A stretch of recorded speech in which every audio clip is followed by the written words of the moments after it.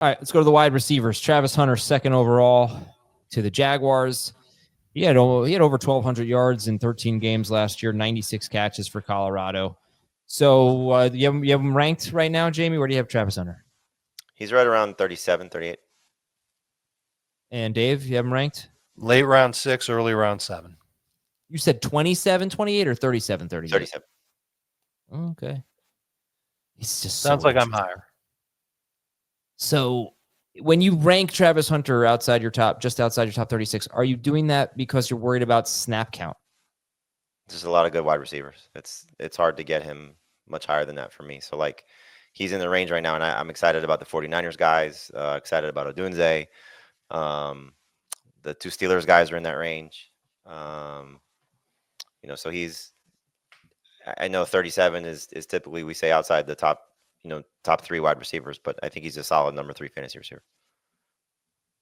Man, I wish I were a Jaguars fan. It would be so fun to be a Jaguars fan right now.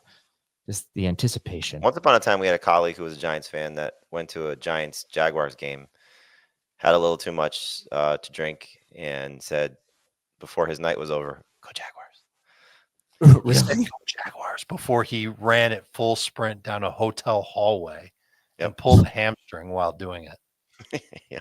Okay, I have no idea. This, by the way, is not me. I have absolutely no idea who they're talking about, but that's very funny.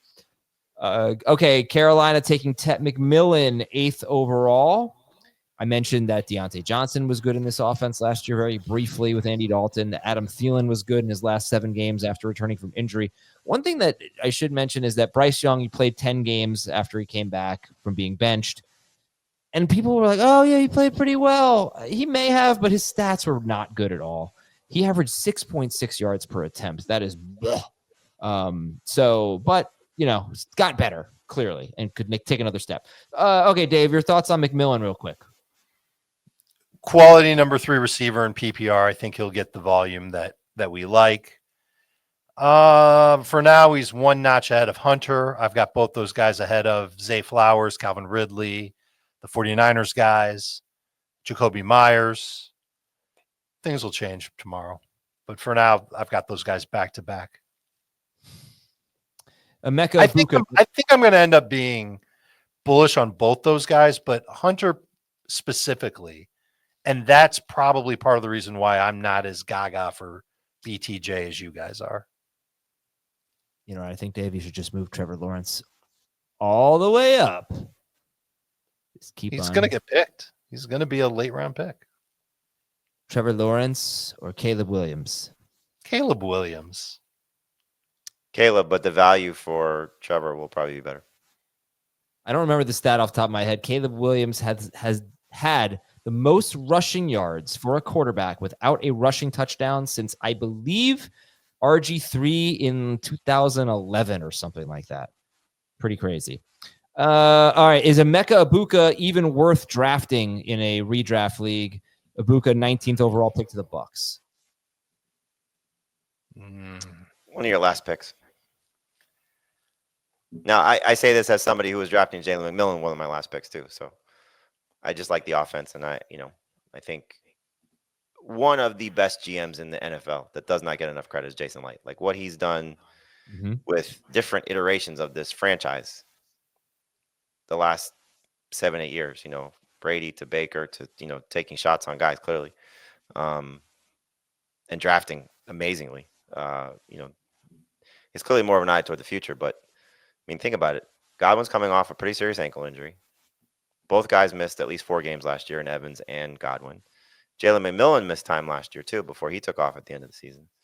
So who knows how the beginning starts? Like Light addressed the media after. I don't know how much you guys paid attention to some of the post-draft comments, but like Dable saying Russell Wilson's our starter.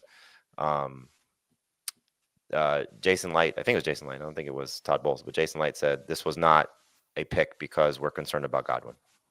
So good. Okay. Still something to keep an eye on, though. I mean, we spent a lot of time in one of our shows this offseason, relates to Rashee Rice too. Like these guys that are coming off pretty significant injuries, like how much do you buy back into them being the same right away? Godwin showed us once upon a time, right? He was pretty problematic off an injury. No. Yeah. Okay. All right. Next me? up. No, that's that Sonic commercial. I that- know, but that's usually what I do. no, I took the actual soundbite. Matthew Golden, 23rd overall. We have talked about this. All right, Dave, where do you have Golden right now in your rankings? He's going to be like double-digit round pick, maybe round 10. As of now, I'll take him over Ibuka, but Oh yeah. Why am I drafting them? Am I really going to draft them and hold on to them for like the first half of the season and just see what happens? Or am I going to draft them and after 3 weeks, they're not doing much of anything? I'm going to cut them. At least with Golden, there's a much easier path for him Right. to not only play, but get a lot of targets, maybe even lead the Packers in targets. That might be 6.7 targets, but it'll be there. So I'm not overly excited in redraft for these guys. I will take Ibuka over Golden in Dynasty. I don't put Golden and Ibuka in the same category for 2025.